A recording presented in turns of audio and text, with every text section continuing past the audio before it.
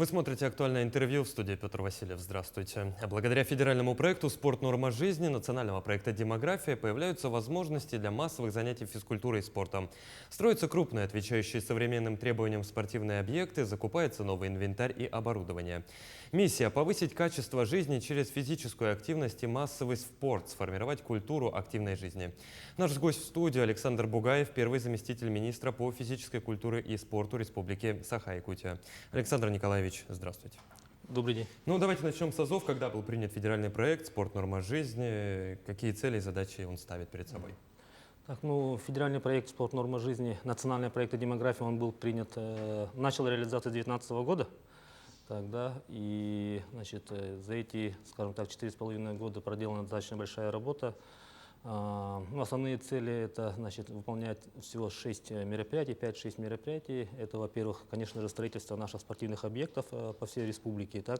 На сегодняшний день 6 объектов уже введены в эксплуатацию, и еще до конца следующего года будет 4 объекта по республике будут введены. Также это оснащение учреждений спортивной подготовки, это республиканские спортивные школы, школа Олимпийского резерва, оборудованием, инвентарем, это адресная финансовая помощь, это целевые средства, которые можно и использовать на выездные мероприятия, на экипировку, на витаминизацию молодых юных спортсменов. Это, конечно же, это мини-спортивные площадки всероссийского комплекса ГТО. И все муниципальные районы до конца 2024 года будут обеспечены оборудованием ГТО. И это, на сегодняшний день мы тоже получили, футбольное поле для спортивного комплекса в Дахсон городе Якутске. И позапрошлом году была построена тоже мини-стадион, оздоровительный комплекс открытого типа в училище Олимпийского резерва. Ну вот вы заговорили про средства, которые выделялись на эту программу. Какой был объем и какие вопросы удалось решить? За эти 4,5 года всего было реализовано 4 миллиарда 100 миллионов рублей, если быть точнее. Из них из федерального бюджета 1 700 000 000. Остальная часть – это республиканские средства. Конечно, мы на сегодняшний день, до конца реализации федерального проекта осталось 1,5 года, и на сегодняшний день все идет по запланированному, нацеленному плану. И, конечно же, вот эти все средства, то, что я сейчас в целях, задачах перечислил, и в том числе, это, конечно, большая доля это идет на строительство спортивных объектов. Александр Николаевич, вот вы уже отметили ряд спортивных объектов, которые появились благодаря данному проекту, данной программе. Что еще ожидать? И самое главное, не только же в Якутске строятся подобные объекты, но еще и в районах республики. Вот хотелось бы про них подробнее. Что касается объектов, я уже сказал, на сегодняшний день введены по данной программе, данному проекту 6 объектов. Если перечислить, это, во-первых, плавательный бассейн в поселке Жатай, это спортивный зал в селе Антоновка Нюрбинского района. То есть география достаточно большая. Это многофункциональный оздоровительный спортивный комплекс в селе Барагонцы, который был введен совсем недавно, в сентябре. Это многофункциональный спортивный зал в селе Бердигеся Горного Улуса, он был построен Кигром Манчары. Это, тоже многофункциональный спортивный зал в этом, поселке Горный, я сказал, и также это зал единоборств в селе Мендаба Усть-Алданского улуса. И в следующем году еще у нас 4 объекта. Это крытый каток на Воинской городе Якутске, это многофункциональный спортивный зал тоже на Ильминской городе Якутске, также спортивный зал в поселке Кызылсыр Вирюйского улуса и многофункциональный спортивный зал в селе Тыкель Татинского улуса. Крытый каток – это вот где будут в том числе заниматься и керлингом? Да, там будет отдельная дорожка для керлинга.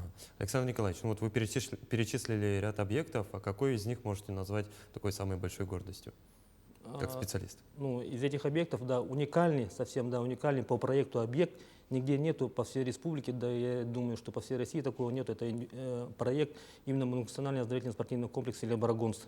Он отдельная большая игровая площадка, легкоатлетический манеж на 200 метров, тренажерный зал с тиром, то есть такой и подобный. По данному же проекту должны построить и в селе Тыкель Татинского улуса. А если говорить о массовом спорте, массовых занятиях физкультурой, вот какие здесь показатели, что планируется достичь или уже достигли? Да, вот как раз таки же по федеральному проекту «Спорт. Норма жизни» у нас стоит большая задача в 2024 году достичь количества систематически занимающихся физической культурой и спортом 55%, к 30 году 70%. Так? Конечно же, это проведение, во-первых, наших массовых спортивных мероприятий, да, это вот всероссийские большие мероприятия, как Лыжня России, Кросс нации, да. У нас ежегодно в кроссе нации по всей республике участвует более 30 тысяч человек. И радует тот факт, что ежегодно количество немножко увеличивается, да. И также все наши крупные мероприятия, как спортивные игры народов республики, это игры Манчары, да, спартакиады зимних видов спорта, они у нас в 4 этапа проводятся, да, то есть сначала наследный этап, районный этап, потом отбор на финал, республиканский этап, да, и непосредственно сам финал. То есть на одно мероприятие более 20-30 тысяч населения охватывает, именно на одну спартакиаду. А, допустим, видов спорта на одни спортивные игры это 16 видов спорта. То есть вот благодаря вот этим мероприятиям также, значит, мастер-классы проводятся, различные семинары проводятся, да, то есть и также у нас реализуются проекты «Здоровый наслед». Они с 2022 года реализуется данный проект, и на сегодняшний день в этом году мы охватили за эти, получается, 2 года 100 наслегов. Это проект значит, «Активное долголетие 55+». Да? Вот эти два проекта, они как бы коррелируются, да, и, то есть, и мы в этих наслегах значит, готовим, бесплатно обучаем спортивных инструкторов, их экипируем, обеспечиваем наградной атрибутикой для проведения тех или иных мероприятий по их календарному плану. Да? То есть в каждом населенном пункте есть инструктора по спорту, инструктора долголетия, инструктора комплекса ГТО. То есть они совместно работают именно с населением. Ну вот вы отметили определенные показатели, в том числе рост их показателей. В целом, как изменилось отношение якутян к спорту вот за эти 4,5 года действия программы? Да, наверное, невооруженным глазом видно то, что население республики очень вообще начали уделять внимание своему здоровью, да, они ведут активный образ жизни, здоровый образ жизни, да, наши спортивные залы на сегодняшний день переполнены, да, хотя все крупные объекты находятся в городе Якутске, да, у нас все залы забиты, все графики, как говорится, расписание всех объектов переполнены, поэтому из одного этого видно, что сейчас спорт, здоровый образ жизни, активный образ жизни очень популярен. У нас из года в год новые виды спорта появляются, да, к нам всегда обращаются открыть федерацию республиканскую, да, по тому или иному виду спорта, да. Мы всегда по возможности, конечно, поддерживаем. И в этом году, благодаря поддержке главы Республики Саха-Якутия, впервые выделена была субсидия 30 федерациям по видам спорта. Да? Мы проводили это на конкурсной основе, и каждая федерация получила по 1 миллиону рублей. И вот глава на встрече со спортивной общественностью в августе тоже озвучил то, что это субсидирование будет продолжаться ежегодно, да, и, исходя из ситуации, конечно же, да, и, возможно, будет в будущем сумма увеличена в сторону возрастания, увеличения. Ну, помимо новых видов спорта есть еще и хорошо забытые старые, ГТО, есть определенные показатели, как ведется работа в этом направлении. Да, это, да, как вы сказали, было ГТО и в советское время, это очень хороший проект, очень хорошая именно площадка для населения, чтобы они систематически тоже занимались физической культурой и спортом. А на сегодняшний день в нашей республике уже созданы 43 центра выполнения ГТО, да, и также вот по национальному проекту «Спорт. Норма жизни», федеральному проекту до конца 2024 года все муниципальные районы будут обеспечены спортивной площадкой, да, об этом я говорил. Сегодня у нас в республике более 174 тысяч людей зарегистрированы на официальном сайте, федеральном сайте, да, gto.ru. И более 22 тысяч человек, наших, значит, жителей республики, уже получили, значит, знаки отличия ГТО. И сейчас по всей России именно отдельно по ГТО проводится очень много различных отдельных спартакиады, да, начиная от школьников, заканчивая, значит, старшим возрастом, пенсионерами, да. И мы в прошлом году, значит, в программу спортивных игр народов Республики Саха-Якутия, которые проводились в селе Баргонцево, Салданского, тоже в обязательную программу видов спорта тоже ввели, значит, как отдельный вид спорта, значит, многоборье ГТО.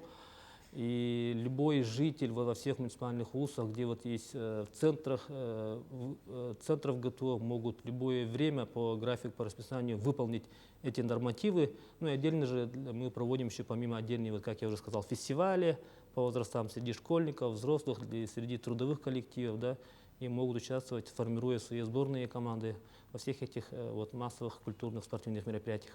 Александр Николаевич, как идет, если вкратце, подготовка кадров для спортивной общественности, для спортивной сферы? Да, это тоже очень отдельное важное направление, значит, в каждой сфере отрасли.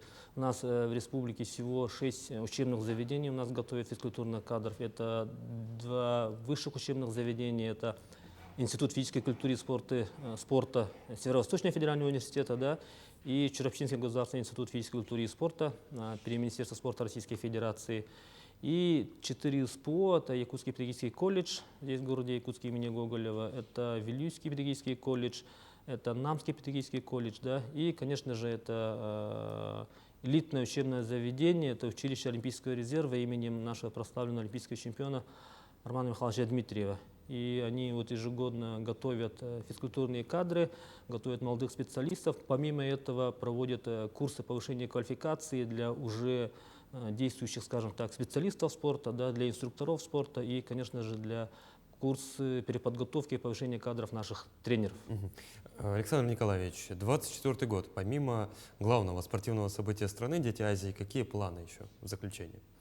Ну, да, вы уже сказали «Дети Азии», да, и в следующем году республика будет отмечать 75-летие нашего прославленного олимпийского чемпиона Романа Михайловича Дмитриева. То есть следующий год они перерощены будут вот этим 2 крупным датам, да, это «Дети Азии» и юбилейные мероприятия. Ну и, конечно же, я, пользуясь случаем, хочу касательно этого года всех жителей республики поздравить со столетием физкультурного движения в нашей республике, да, также это проводится по всей Российской Федерации, да, у нас еще мы в декабре месяце будем проводить 3-й съезд работников физкультуры и спорта, да, и итоги года будем подводить, и, значит, будем чествовать, поздравлять наших, конечно же, ветеранов спорта. И, значит, и этими большими событиями мы завершим этот уходящий 23-й год. Александр Николаевич, ну уверен, что благодаря вашей работе еще больше якутян будут вовлечены в занятия спортом. Спасибо, что пришли к нам в студию и ответили на наши вопросы. Спасибо. Ну а я напомню, вы смотрели актуальное интервью. До новых встреч.